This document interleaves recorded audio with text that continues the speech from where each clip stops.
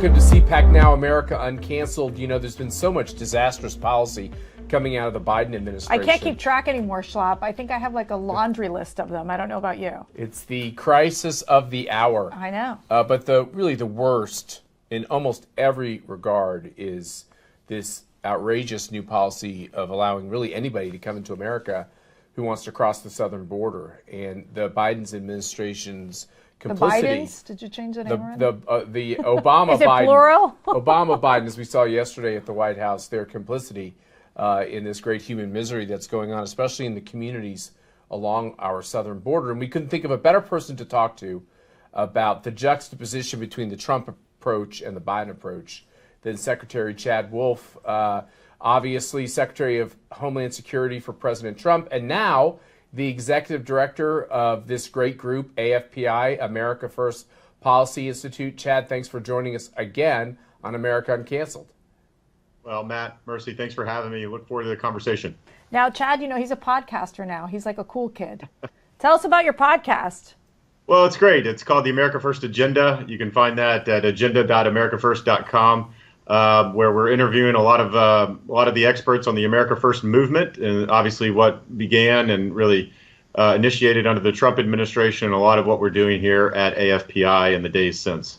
And I think one of your latest podcasts, it was on Russia, Ukraine, and what was happening there. What was your take from, I believe it was General Kellogg was on with you on this issue. What was your take on what's happening in Russia right now?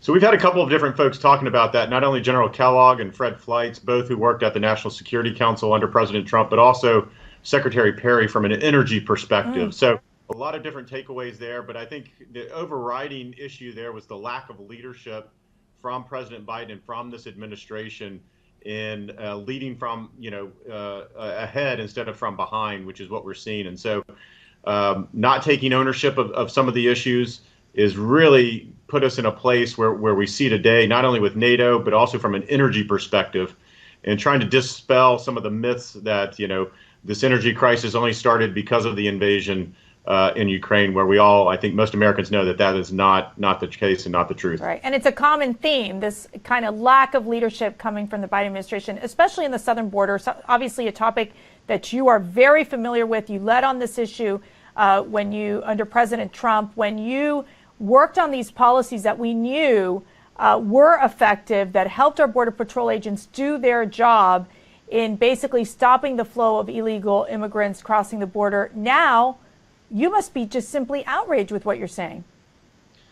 Well, it is. It's tough to watch. And I think, we came at it from a very simple approach, which is let's ask the operators what they need to do their job, and then let's actually enforce the rule of law along that border and hold people accountable and try to get people asylum protections that truly need it, and try to root out some of that fraud in the asylum system. And so we had multiple objectives. And I think what you see, unfortunately, with this administration is to say, doesn't matter how you arrive at that border, they all assume that everyone is worthy of asylum protection. So let's let them all in. We've gone back to that disastrous catch and release policy of the Obama administration. And I think what you're seeing there is more and more individuals, more and more narcotics coming across that border than at any point ever in the history of our country. And it's only going to get worse once they remove Title 42 that third week in May. Explain to our viewers Title 42, why you all put it in place in the first place, how effective it was, and what it means with President Biden revoking it. So Title 42 is a public health emergency that we used at the onset of the COVID pandemic. And it's basically saying that as you apprehend hundreds and thousands of individuals coming across that border, it's not safe to put them in crowded Border Patrol facilities where that virus could obviously spread. And so instead, it's more humane to actually remove them back to the place that they came from. And so that's what that public health emergency, it's been in place for almost 2 years now, or over 2 years, I should say. And it's been very effective at saving not only the lives of immigrants, but also of Border Patrol and law enforcement along that border, and saving a lot of precious medical resources along that border as well. And so what you have now is you have the administration saying, well, I think we can remove it. And that's okay. I don't agree with that, but I think one can make the argument that it's always been a temporary measure. The problem that I have, though, is that they have put nothing in its place. They have not replaced it, and they don't plan to replace it with anything.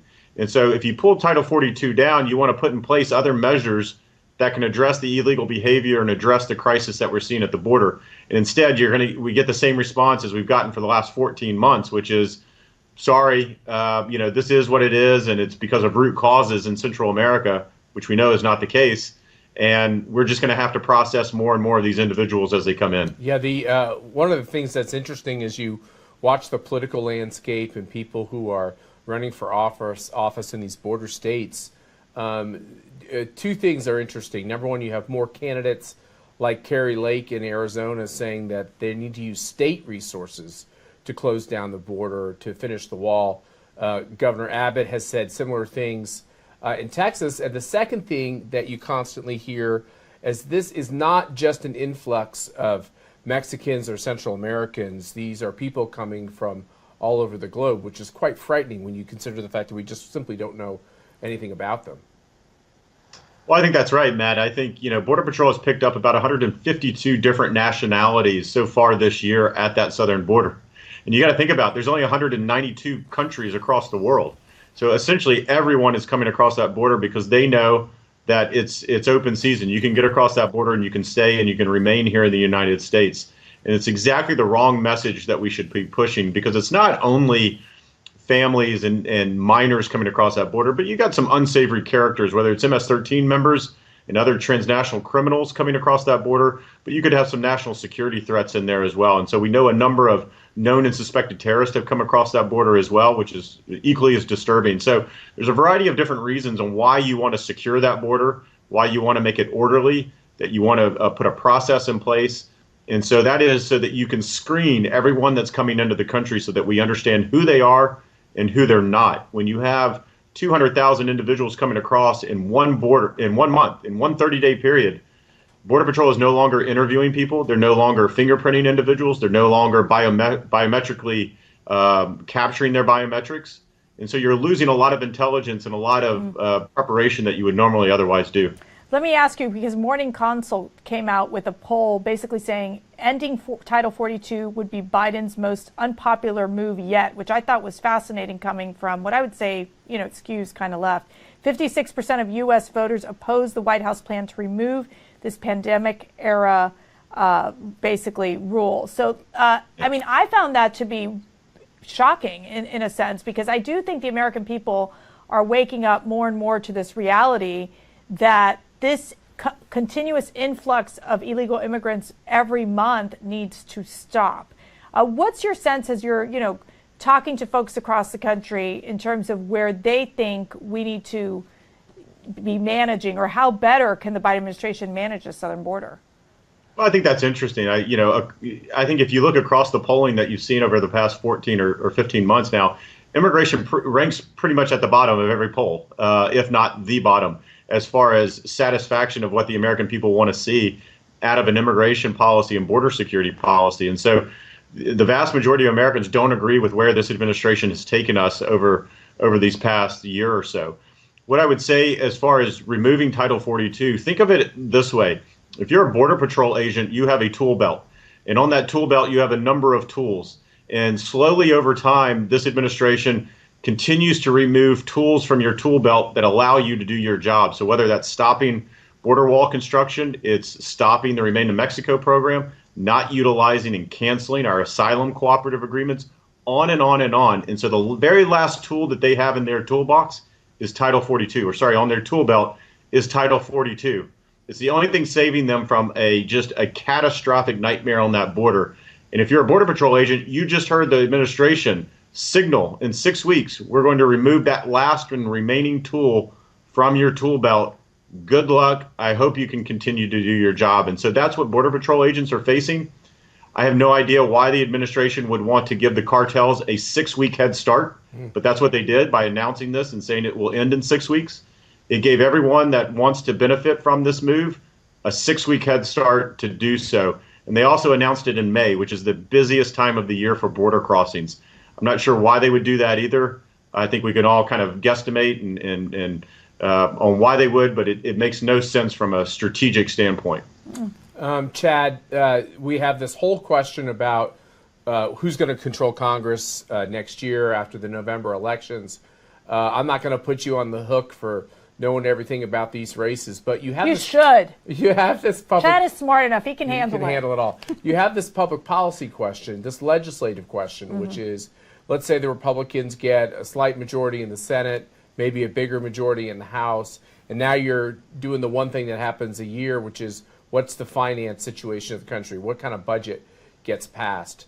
Would you advise a new Republican majority to hold fast on at least focusing on some basic steps we could take to close the border? And what would be one or two of those basic steps that a strong Republican majority in the Congress could force Joe Biden's hand on?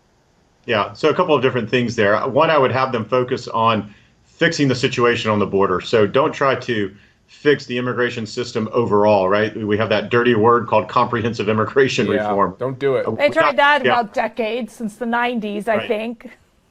So focus on fixing the border. You know, obviously the Biden administration has done a terrible job. Most Americans want to see it fixed. So I think you go in with targeted legislation on addressing the crisis on the border. And you can do that a variety of different ways. I think you begin again constructing an effective border wall system in select areas identified by Border Patrol agents. I think you restart the Remain in Mexico program. You restart the asylum cooperative agreements. You fix the Flores decision, which has to do with letting minors in, unaccompanied minors in. There's a variety of different things that you can do that a Republican-controlled Congress can do, and then you can obviously do some work on the appropriation side and restricting some funding for some of these bad policies. So there's a variety of things they can do. Question is whether they have the will and the leadership within the Republican caucus to do that. Well, and not only that, but the mere fact is as you know, Chad, during the Trump administration, we had to do a lot of stuff through the executive branch, through executive orders, which ended up being tied up in lawsuits as well. So even if they get passed in Congress, the biggest issues that we have is the fact that the president's not going to support any of this legislation. No, but my point is, sweetheart, is that if the Republican majorities, for 2 years anyway, can stay together on one issue, the border in every poll is like the issue that bothers people the most. If they decide that's the issue to rally around, could there be things that could be done? And I think what Chad is saying is that is actually a doable strategy. We won't be able to roll Joe Biden on everything, but we could probably roll him on a couple of things, you know, in some big, terrible overall budget. So I give you one example, which is an appropriations bill, right? So instead of reducing ICE bed capacity, which if you want to deport anyone from the country, anyone at all, you have to put them in a bed in a facility for a day or two while you line up the flights and you line up their transportation to repatriate them or remove them. As bed capacity under the Biden administration has reduced significantly low, which means you're not really deporting anyone. So one of the first things that a Republican-controlled Congress could increase the bed capacity, meaning that you can deport, you can remove more and more individuals. That's a simple thing that they can do within a funding bill. Well, the other thing that is really important is Rick Scott has come out with this multiple point plan on an agenda for a Republican Congress. Right. He wants to finish building the wall and name it after President Trump. This is the all-important question for Chad Wolf. Don't you deserve for at least a mile of that wall to have your name on it, the Wolf Wall? The Wolf Wall, I like that. Well, you know what? You know, the great part, which I thought, and Border Patrol loved this, every 100, so, you know, we built 450 miles of effective border wall system by the time of the administration. For every 100th mile, so at the 100-mile mark, 200, 300, 400, we put a plaque up at where that mile was finishing, and it says President Trump on it. So his name is certainly on that wall, at least in 4 or 5 different places. Well, we can't ever have Chad on the show without reminding folks that one of our neighbors actually built a wall legally somehow, so they didn't have to see us anymore. And it works. It works. They never see us. So, Chad, we do need to have you over for the annual photo by the wall. Oh, yes. In our property. Schlapp house. But, you know, I do want to say something, because I've worked with Chad. I had the great honor of working with him during the Trump administration. The nickname I would give Chad would be Calm Chad. Yeah. I mean, one of the toughest jobs in the administration, and Chad always was calm and wise and respectful and courageous, and in what I would say would be one of the toughest jobs in the White House. I agree. That and the comms job that I had over at the White House would probably be the toughest job. I think if you had to ask Donald Trump on a daily basis, the thing that got into his head the first in the morning, it was like, how come we can't make more progress on the southern border, right, Chad, and why is the New York Times writing that mercy? So there you go. Great point. That's right. Chad Wolf, congratulations on your relatively new post for AFPI, which is a really important partnership organization for CPAC. We hope to see you in Dallas at our next national CPAC, which is going to be in the beginning of August. And Mercy and I are patiently waiting for our invitation to be on your podcast. We just invited ourselves. It's like inviting ourselves to dinner. Chad, we'll be over at your house at dinner tonight, okay? Just let Hope know. And I want a new name for the podcast, Wolf's Wall. Okay, that's the name for it. We're gonna be right back to America Uncanceled after Wait, he the was short gonna break. say something. Go ahead, Chad, say go bye. ahead. I was just going to say, walls work. Walls work. Perfect. That's right. Wolf walls work. So do breaks. We'll be right back after this short break.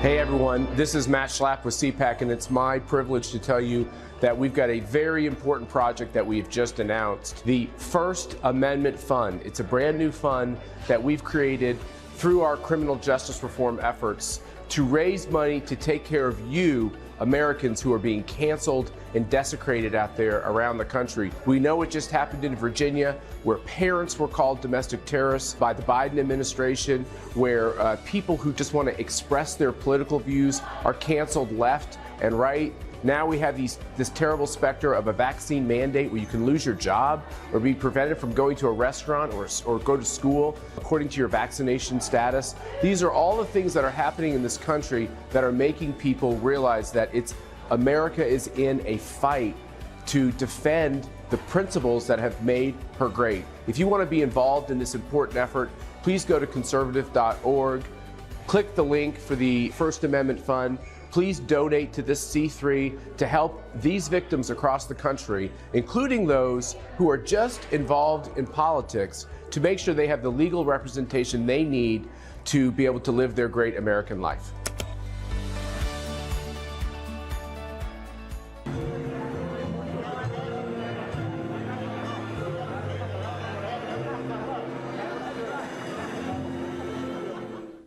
That's hard to watch for me because, once again, everybody can watch that, including the bad guys around the world and our enemies. Can I tell you, it just felt for a moment that it was like that Obama was like Mr. Popular, President Obama, and then Biden was just kind of like, I have no place. Well, what am I doing? And Where he's am calling I? out Barack, and Obama doesn't even look at him. I know, it's so And then depressing. Jill wasn't there. Yeah. Dr. Jill Biden. And we then, don't know what she's a doctor and then of, Harris, Vice President Harris, is probably like, push him off Harris to the is side. by Obama like they're an item. Yeah, they're like it was giggling with very each other. And so strange. poor, no one remembered to But go Schlapp, grab you Joe Biden. predicted this, right? I did. Earlier in the day, I was on with the great Stuart Varney. And why don't we watch this clip about what I predicted would happen. I also think it's very important for us all to understand that Obama definitely is the puppet master here. He is behind the scenes advising, it's all his former senior team that's in the Biden administration. As we have a diminished president in Joe Biden, Obama's the biggest player on the Democratic side. Now, what's ironic is Donald Trump, another former president, is the biggest player on the Republican side. It's these two former presidents that are shadowboxing. But Stuart, only one of them can actually run for another term. That is true. He probably is. I mean, Schlapp, you are so right. I mean, the reality, are you very proud? Is it a proud moment? Proud of myself because I actually didn't know Obama was going to be at the White House that day until Stuart asked me that question. And the first thing I thought of is that this is going to be some terrible moment when it's going to make Biden look like he's like almost a child. And Can you imagine the Biden staffers must have been just freaking out. They must have been like, talk about, the poll numbers are bad, so let's roll out President Obama to help us with Biden's poll numbers. And this only just shows how President Biden is he's just not with it. And it's very obvious, I think, and to the the national American news people. media knew it. Yeah. And they covered for him while he stayed in his basement, while he didn't campaign. They said that he was taking the proper precautions. And the real reason why Biden wasn't coming out and going around is that he didn't have the mental ability to go out there and rage a real campaign. Yeah. And now we're stuck with a president who is not really in the game. And we're stuck with a vice president who is the most toxic person I've seen in politics since maybe Richard Nixon, Spiro Agnew, Right. And we're facing not only a national crisis, but international crisis. Yeah. And so there has to be a sense of uncertainty. There has to be a sense of the fact that American people are very concerned about the direction of this country and the fact that we don't have strong and bold leadership at this moment. And, I think it's just incredibly troubling for as we continue. I mean, we're only into 1 year of this presidency, and it's obviously showing that, he is going in the wrong direction, and he has no sense of direction of where we're going. Yeah, no, it's the truth. We're in a bad place. I think we know we're in that place. And boy, listening to Chad Wolf talk about what's going on at the southern border is just, it is mighty alarming. I come from Kansas, and the fact that we have allowed probably up to 2 million people into this country Just already last year. Yeah. illegally, Yep. It's like adding another state to the union. I know. And so I think those are, obviously I think we're seeing what we call the absent president. There is no action being taken at the southern border to stop this mass migration that's going to come in, especially after Title 42 is revoked. Obviously, we're still seeing Vladimir Putin being the big bully, and just the horrific images that we saw come out of Bucha, one of the areas near Kyiv, where basically the Russian troops have massacred not only men, women, but also children. And so you're seeing all this hostility happening internationally. You're seeing the United States dealing with high inflation, high gas prices, putting a lot of stress on American families. And yet Biden, he's just wandering along, trying to find his way. Yep. Really sad. Tragic. I know. Well, thank you all for joining us tonight. We've got a lot more coming tomorrow for you, and hope you have a great night. Thanks.